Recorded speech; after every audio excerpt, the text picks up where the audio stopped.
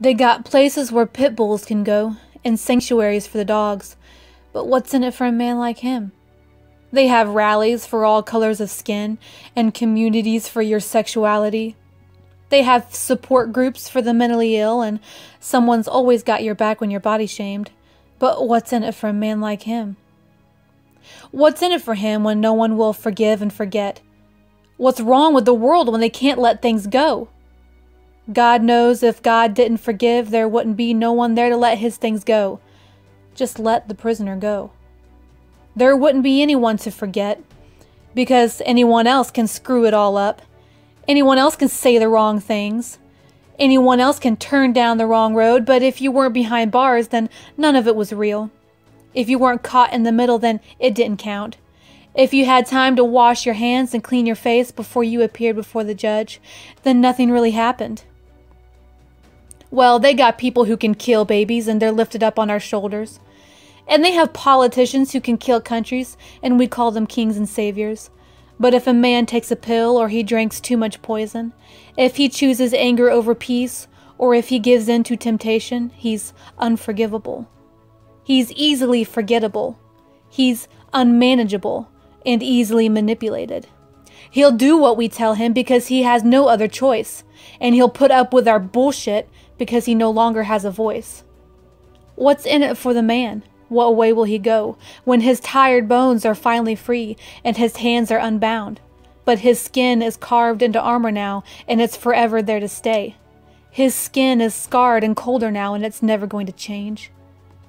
What's in it for a man like him when he sees the green and blue instead of white and gray? What's in it for him when he can choose his own shirt now, or feed himself, or earn his own wage? Go on out there in the world and try to live without everything they have. We don't need to teach you anything. You'll figure it out on your own. You'll be all right on your own, and employees won't turn you away, and women will see you for who you really are. They won't use your past against you.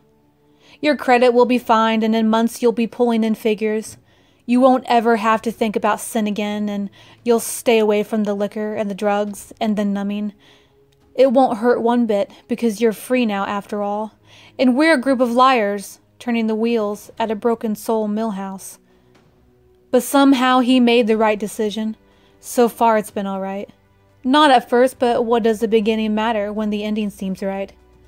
He'll sit quietly in his room like the child he never got to be, and he'll behave for his mom and dad because he owes them his loyalty.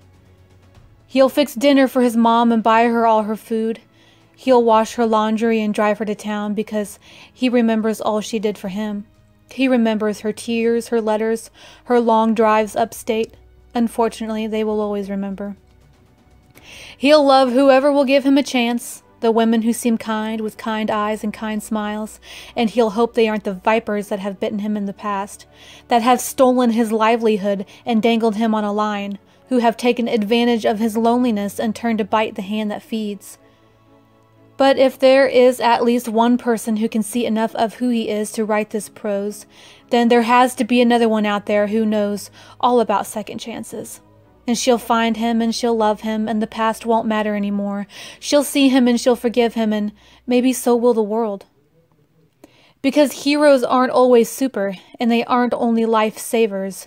Heroes are quite often survivors, life soldiers, hill climbers, dream chasers.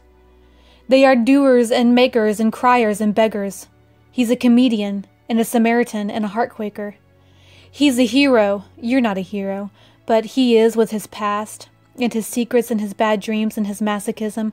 And if he can survive violent fists and sharp knives and broken heads, if he can survive empty wallets and cold beds and long nights, if he can survive without the sunlight or a laugh or a hug, if he can survive through it all and still smile and still love, and if he can make it now where he is in contentment and self-forgiveness and revolution of the soul and charity and in resolution, then he will make it from here on out.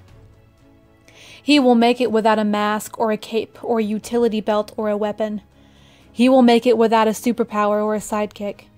And he'll rise up higher than all the people who never had their freedom taken away.